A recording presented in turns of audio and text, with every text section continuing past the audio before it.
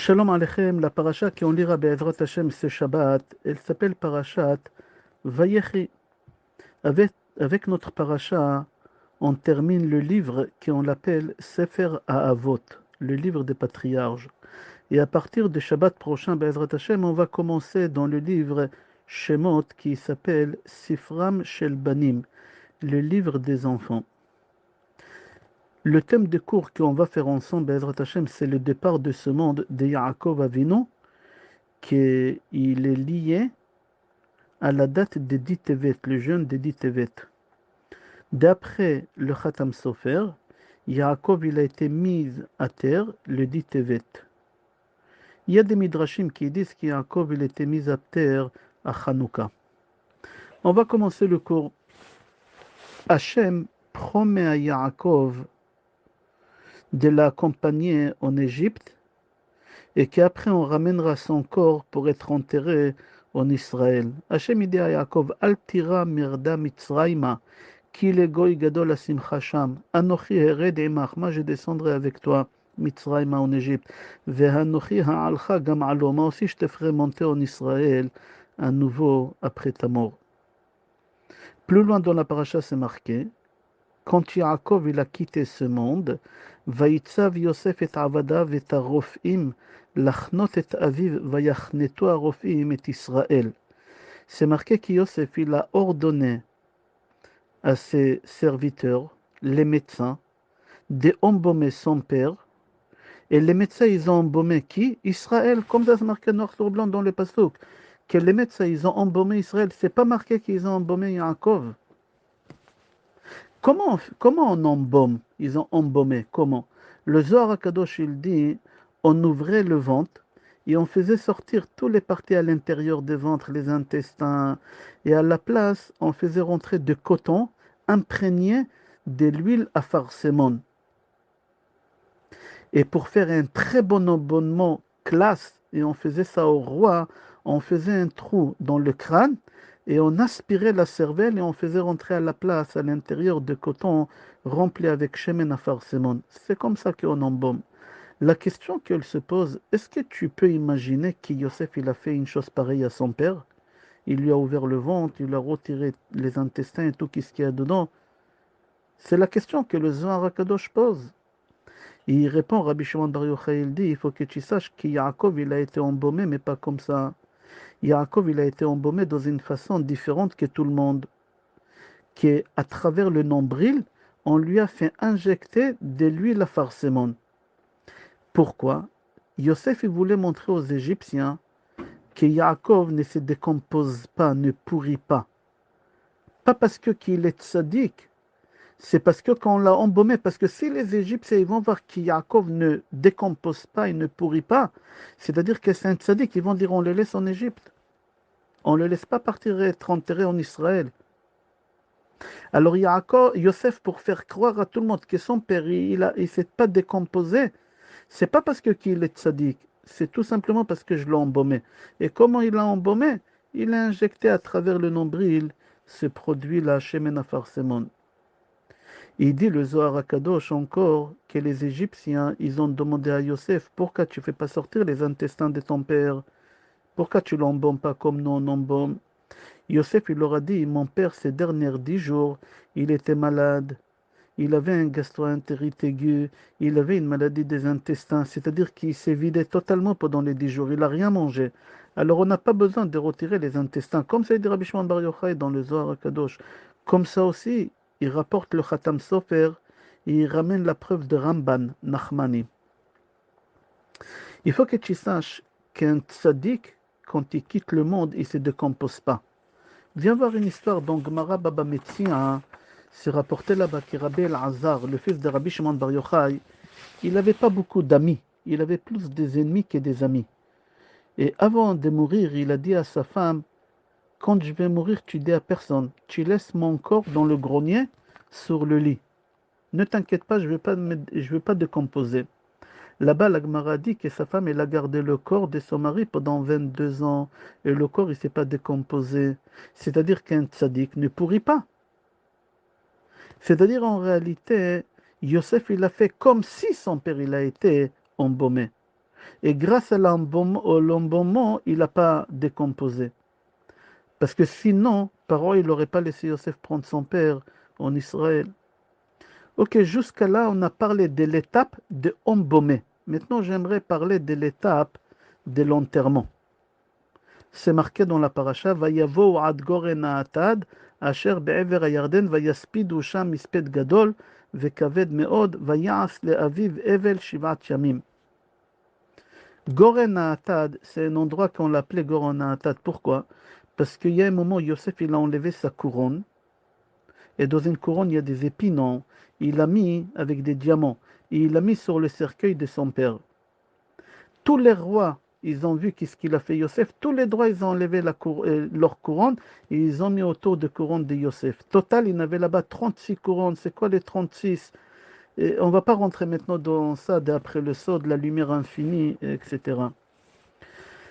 C'est rapporté dans Gemara Sota, page Yud Gimel, que tous ils étaient en deuil quand Yaakov il est mort, que ce soit les juifs et les non-juifs, que ce soit les animaux, les chevaux, les ânes, tous. Le Maharshal dit comment les chevaux ils ont participé au deuil. Ils les ont habillés avec des draps noirs. La question qu'elle se pose, pourquoi les chevaux ils ont porté le deuil sur Yaakov? Il faut que tu saches que la famine en Égypte, elle devait durer 7 ans. Mais Yaakov, il est arrivé en Égypte à la deuxième année. Dès que Yaakov il est arrivé en Égypte à la deuxième année, la famine, elle s'est arrêtée grâce à lui. Alors ils étaient reconnaissants, c'est pour ça qu'ils ont porté le deuil. Maintenant que Yaakov il est mort, la famine, elle revient pour les 5 années restantes. Et les chevaux, ils se sont rendus compte que la famine, elle revient parce qu'on leur a réduit dans leur alimentation. Alors c'est pour ça les chevaux aussi, ils ont porté le deuil. Comme ça se marquait dans Gemara Sota. Alors on a parlé d'embaumement, on a embaumé, maintenant on a parlé de l'enterrement. Et c'est marqué que la mise à terre de Yaakov, il y en a qui disent c'était Hanouka, il y en a qui disent Ditevet. Mardi cette année Ditevet. En 2 mots, Yaakov, il avait un enterrement. Il avait une mise à terre et il avait été embaumé. On est d'accord jusqu'à là. Maintenant, j'aimerais qu'on aille dans une Gemara qui s'appelle Ta'anit Pajhei Amud Bet. Et on va voir que tout ça, c'est faux. Tout ça, c'est faux. Yaakov, il n'a pas eu ni un enterrement, ni il a été embaumé, ni rien du tout. C'est bizarre comment la Gemara elle peut dire une chose pareille, puisque c'est marqué dans la Torah noir sur blanc. Dans la Torah, c'est marqué qu'Yaakov, il a eu un enterrement, il a eu une mise à terre, et il a été embaumé. Viens voir, Gemara. Rav Nachman et Rav Yitzhak, Aveyat vebesaudata. Rav Nachman et Rav Yitzhak, ils étaient en train de manger. Amar le Rav Nachman et Rav Yitzhak, Rav Nachman dit à Rav Yitzhak, le marmar milita. Dis un Dvar Torah. Dis quelque chose, un Dvar Torah. Il lui a dit, on ne peut pas parler au milieu du repas. À la fin du repas, je te dirai un Dvar Torah. Et à la fin du repas, Rav Yitzhak dit à Rav Nachman, je vais te dire un Dvar Torah. J'ai entendu de la part de Rabbi Yochanan qu'il a dit, Yaakov, il est jamais mort. Yaakov Avinu, il est jamais mort. Alors Rav Nachman, il a dit, comment c'est possible de dire une chose pareille? Vichi birde, savdu savdanaya, chantu chantaya, kavru kavraya. C'est marqué noir sur blanc dans la Torah qu'ils l'ont embaumé, qu'ils l'ont enterré, qu'il a la mise à terre, qu'ils ont fait des louanges funèbres. Qu'est-ce qu'il dit Rabbi Yochanan? Qu'il n'est pas mort. C'est marqué noir sur blanc dans la Torah. Rabbi Tzrak qui répond et lui dit, moi aussi je suis avec cet avis que Yaakov il n'est pas mort. Même qu'il y a l'enterrement, même qu'il était embaumé. Pour expliquer qu'est-ce qu'il dit Rabbi Tzrak, je vais donner euh, un exemple de la vie de tous les jours, de nos jours. C'est lui qui pilote des avions, il connaît les phénomènes qu'on l'appelle vertigo. C'est quoi? C'est un genre de vertige. C'est quoi ça? Quand tu es dans l'avion, tu pilotes un avion, on t'apprend que tu n'utilises pas tes yeux. Qui décide quand tu es dans l'air, dans l'avion? C'est que les aiguilles, c'est les écrans, c'est tout. Même si tu vois que l'avion il est à l'envers avec tes propres yeux, tu vois la terre elle est en haut et le ciel il est en bas, on t'enseigne, regarde les écrans. Qu'est-ce qui te dit l'écran? Tu suis ça. Il y a plein de pilotes qui ont suivi qu'est-ce qu'ils ont vu de leurs yeux et pas qu'est-ce qui est marqué dans l'écran, ils sont morts. Le commandant, c'est lui qui t'apprend à piloter, il te dit tes yeux dans l'avion ne valent rien. C'est quel écran? C'est exactement ce qu'elle dit la Gemara ici. N'y regarde pas que c'est marqué dans la Torah qu'ils ont enterré Yaakov, qu'ils ont fait des louanges funèbres à Yaakov, qu'ils ont embaumé Yaakov. Rav Yochanan dit, il y a un pasouk dans Jérémie chapitre 30, pasouk 10, que Yaakov il n'est pas mort. C'est ça l'écran que tu dois regarder. Qu'est-ce qu'il dit le prophète Jérémie? Que Yaakov il n'est pas mort. Venez, on va essayer de comprendre c'est quoi Yaakov il n'est pas mort. Vérifie dans toute la Torah, c'est pas marqué une seule fois que Yaakov il est mort. Non. Le mot mort, c'est rapporté chez Abraham, chez Yitzhak, chez Yosef, mais pas chez Yaakov. Chez Yaakov, c'est marqué Vaye Esof et Raglav et Lamita, Vaïgva, Vaye Asef et Lamav. C'est pas marqué le mot mort. Chez Abraham, c'est marqué Vaïgva, Vayamot Avraham, Beseva Tova, Zaken Uzva Yamim. Chez Yosef, c'est marqué Vayamot Yosef ben Mea ve'esrim Shana. Chez Yaakov, il n'y a pas le mot met. Mais par contre, dans la paracha, tu vas voir 4 fois qu'Israël, lui, il est mort. Mais pas Yaakov. La première fois, c'est marqué Vayomer Israël el Yosef, Amuta apam, achare re'oti et panecha. Deuxième endroit dans la paracha, c'est marqué Vayomer Israël el Yosef, Ine anochi met, ve'aya Elohim imachem. Troisième endroit, c'est marqué Vaikrevu yemi Israël lamut. Tu vois, à chaque fois, c'est marqué Israël, il est mort, Israël, il est mort. C'est pas marqué qu'Yaakov, il est mort. Chez Yaakov, c'est pas marqué qu'il est mort.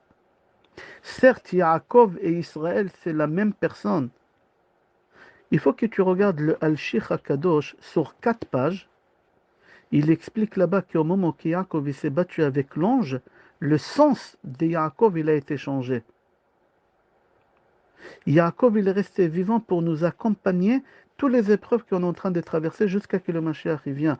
En 2021, aujourd'hui, Yaakov, notre Père, il est avec nous jusqu'à que le Mashiach il va venir. Mais par contre, Israël, non. Israël, il est mort. Yaakov, il n'est pas mort. Yaakov, c'est le seul Père qui nous défend aujourd'hui. C'est le seul Père qui défend son peuple, ses enfants. C'est pour ça que ce n'est pas marqué qu'Yaakov, il est mort. Viens voir quelque chose d'extraordinaire. Dans Maharsha Miblazen, il dit que c'est rapporté dans Gemara Sanhedrin, page Kouf Dalet. Un papa, quand il meurt, et il se trouve dans le ciel, il ne peut pas aider ses enfants en bas. Qu'est-ce qui me fait rire quand je vais des fois dans des enterrements et le rabbin il fait un discours, il dit votre père il va vous surveiller du ciel, votre maman elle va pas vous lâcher, elle va vous, c'est du n'importe quoi. C'est marqué noir sur blanc, Abba la mezake bara, bara mezake le Abba. Un père ne peut pas aider ses enfants quand il est mort. Mais par contre, un enfant qui est là sur terre, il peut aider ses parents qui ont quitté le monde. Ici, quand tu es là, tu peux aider tes parents. Tu peux lire Kaddish, tu peux lire Mishnah, tu peux étudier la Torah, tu peux bien te comporter, tu peux les aider. Mais ton père qui est en haut, il ne peut pas t'aider. C'est pour cela, le Maharsha Miblazen, il pose une question extraordinaire sur cette Gemara. Si tu dis qu'un papa ne peut pas aider ses enfants quand ils sont en bas, ses enfants et lui, il est mort, il est en haut, comment ça se fait que Yaakov, il nous protège, il va nous accompagner jusqu'à la fin de temps? La preuve, c'est marqué dans Tehillim 20, que Yaakov, il nous protège, il nous aide.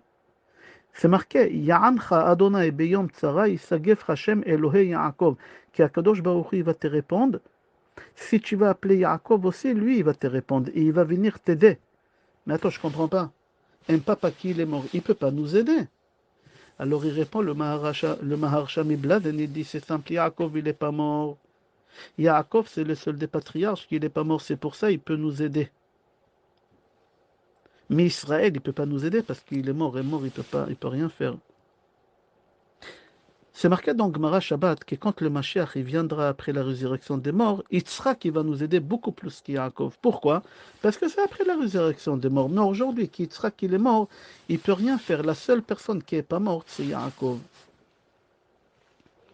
Il dit Rabbi Tzadok à Cohen Melublin dans son livre Pri Tzadik, qui s'est rapporté dans Gemara Baba Batra et aussi dans Gemara Baba Metzia, page Peidal et Amud Aleph, Shufre de Yaakov me'en Shufra de Adam Arishon. Que la beauté de Yaakov, c'était la même beauté qu'Adam Arishon. Ils se ressemblaient physiquement énormément. C'est bizarre que Yaakov il a reçu le visage d'Adam Arishon. Pourquoi? Pourquoi Abraham il n'a pas reçu la beauté d'Adam Arishon? Yitzhak il n'a pas reçu la beauté d'Adam Arishon? À Rizal, il répond et dit, Yaakov, il a eu le mérite d'avoir la beauté d'Adam Arishon parce que c'est lui qui a fini la réparation d'Adam Arishon. Adam Arishon, il a fauté dans Gilou Arayot, Shpichut Damim, Avodah Zara. Avram, il a réparé Avodah Zara. Yitzhak, il a réparé Shpichut Damim. Yaakov, il a fini tous les tikkun d'Adam Arishon. C'est pour ça qu'il a eu le mérite d'avoir la beauté d'Adam Arishon parce qu'il a réparé toutes les fautes d'Adam Arishon. C'est-à-dire quoi? Que Yaakov, il atteint le niveau avant la faute d'Adam Arishon. Et avant la faute d'Adam Arishon, la mort, elle n'existait pas dans le monde. C'est pour ça que Yaakov ne meurt pas. Parce qu'il a atteint le niveau avant le péché de l'arbre de la connaissance. Avant la malédiction qu'Hachem il a donnée de mourir. Il dit le Zohar HaKadosh, quand Yaakov reçoit les brachot de son père, c'est marqué dans Sefer Bereshit, chapitre 27, pasuk 27. ויגש וישק לו וירך את ריח בגדיו ויברכו ויאמר ראה ריח בני כריח השדה אשר ברכו אלוהים. Quand Yaakov il s'approche à son père Yitzhak pour avoir les brachot, son père il lui dit, Rashi il explique qu'il a senti l'odeur de Gan Eden dégagée de Yaakov.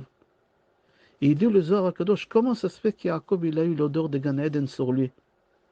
Puisque les habits qu'Yaakov il a portés, c'était les habits qu'Esav il a portés. Esav jamais il a dégagé l'odeur de Gan Eden. C'est bizarre que Yaakov il met les habits, il dégage l'odeur de Gan Eden. Il répond le Zohar HaKadosh, c'est simple. Yaakov il a atteint le niveau de Adam Arishon avant la faute. Yaakov c'est le point de départ du monde. Il dit le Megalé Amukot dans Parashat Vayetze. Yaakov il est sorti en exil. Et quand il est sorti en exil, Hachem il s'est dévoilé à lui dans le rêve.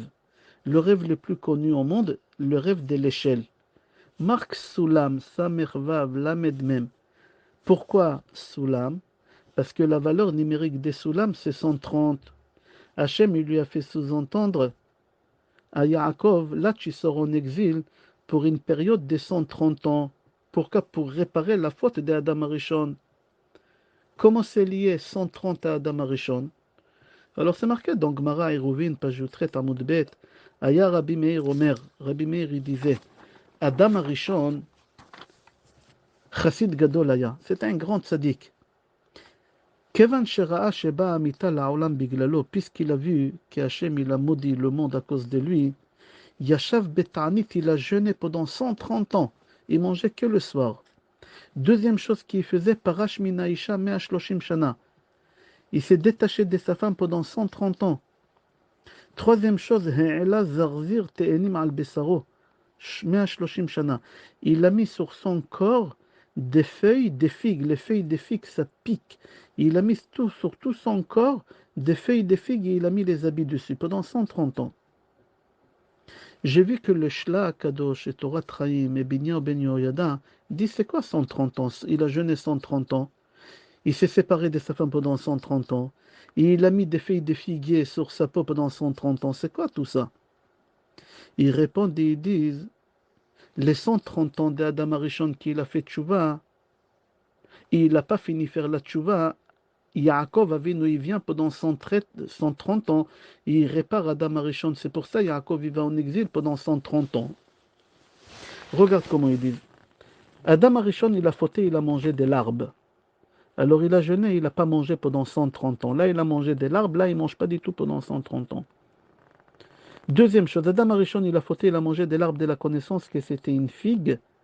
Pendant 130 ans, il a enveloppé son corps avec des feuilles de figues, que ça pique. Troisième chose, il s'est séparé de sa femme pendant 130 ans parce qu'il a écouté Chava de manger de l'arbre de la connaissance. Il a réparé, il s'est séparé d'elle, il ne parlait pas. Viens voir, Yaakov, il arrive chez Paro. Le jour que Yaakov arrive chez Paro, c'était son anniversaire, 130 ans, il avait.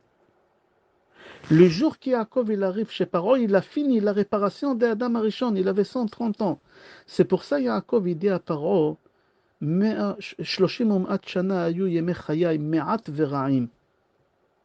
j'ai vécu jusqu'à aujourd'hui, j'ai 130 ans. Mais les 130 ans, c'était que des épreuves. Pourquoi? Parce que j'ai été réparer la faute d'Adam Arishon pendant ces 130 ans. Il y a aussi une Gemara Ktubot, page Chav Gimel, il y a aussi page Chav Dalet, c'est rapporté là-bas. le départ de ce monde de Rabbi Yehuda Hanassi. Et là-bas, la Gemara dit, tout celui qui dit que Rabbi Yehuda Hanassi il est mort, il faut le tuer. Là-bas, la Gemara dit, après que Rabbi Yehuda Hanassi il a quitté ce monde,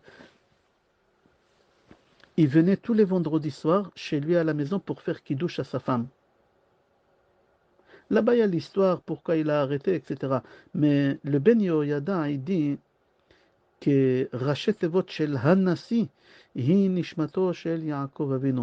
Alors, puisque Yaakov Avinu, il n'est pas mort, sa continuité chez Yehuda Hanassi, que lui aussi, il n'est pas mort. Si Yaakov, il n'est pas mort, aussi Rabbi Yehuda Hanassi, il n'est pas mort. C'est pour ça, là-bas, la Gemara dit, tout celui qui dit que Rabbi Yehuda Hanassi, il est mort, il faut le tuer. Pourquoi? Parce que il nie ce qui est marqué dans la Torah.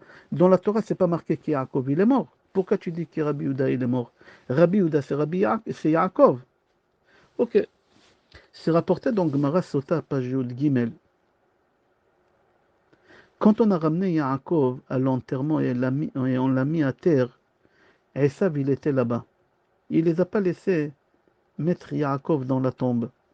Il leur a dit, ici, c'est ma place, c'est pas à lui. Ils lui ont dit, oui, tu l'as vendu, montrez-moi le contrat. Le contrat, il est en Égypte. Alors Naphtali, il est parti chercher le contrat. Entre ton Chushim ben Dan, qui n'avait aucun chouch. Chushim, c'est l'essence. Il n'avait aucun sens. Il était sourd, muet, bégayeur, tout. Il n'a pas compris qu'est-ce qui se passe. Son grand-père, il est posé par terre, au soleil. Il a demandé qu'est-ce qui se passe. Ils lui ont fait comprendre qu'Aïsab, il ne laisse pas enterrer. Lui, ni un ni deux, il prend son épée. Il y en a qui disent qu'il frappe. Il y en a qui disent qu'il lui coupe la tête. Et la tête, elle est tombée à côté de Yaakov. Et Yaakov, il ouvre les yeux, il sourit. Comme ça se marquait dans Gemara Sota, page Yud Gimel. C'est étonnant, un mort qui ouvre les yeux et qui sourit. Non, Yaakov, il n'est pas mort. Yaakov, il n'est pas mort. Quand est-ce que cette histoire elle s'est déroulée, qu'Esav il n'a pas voulu qu'on met à terre Yaakov et Yaakov il ouvre les yeux et il sourit. Et il dit le Khatam Sofer c'était Yud Tevet. Aujourd'hui c'était Yud Tevet, le jour des jeûnes de dit Tevet. Et il dit à Bouderham et aussi à Khatam Sofer, si le jeûne de dit Tevet tombe Shabbat, on ne le repousse pas, on doit jeûner Shabbat. Pourquoi? Parce que le jour qu'on a enterré Yaakov, le jour même, Akadosh Baruch Hu, il est assis sur son trône et il nous juge est-ce qu'on aura le Beth Amikdash cette année. C'est-à-dire qu'Yaakov, toujours, il était lié au Beth Amikdash. Il a dormi au Beth Amikdash, il a fait le rêve des Soulam au Beth Amikdash. Viens voir comment Abraham, il a appelé l'endroit de Beth Amikdash. Har Amoria. Yitzhak, il a appelé cet endroit Sadeh. Yaakov, c'est le seul qui l'appelle cet endroit Bait. Regarde dans Sefer Bereshit, chapitre 33, pasuk 17. Vaïven lo baitul mikneu asa sukot. C'est-à-dire qu'Yaakov, toujours, il appelle cet endroit Bet Amikdash. Et Yaakov, il est parti quand est-ce? Le jour qu'Akadosh Baruch Hu, il va nous juger, est-ce qu'on aura le Bet Amikdash Be'ezrat Hashem? Cette année, on prie tous à Akadosh Baruch Hu, qui va nous signer aujourd'hui. Il nous signe aujourd'hui. Be'ezrat Hashem, les dit Tevet, qu'aujourd'hui, Yaakov, il a été mis à la terre. qu'Akadosh Baruch Hu nous juge, qu'il nous envoie le troisième Beth Amikdash Bekarov, Be'amenu, Amen, Ve'amen. Kol Tov.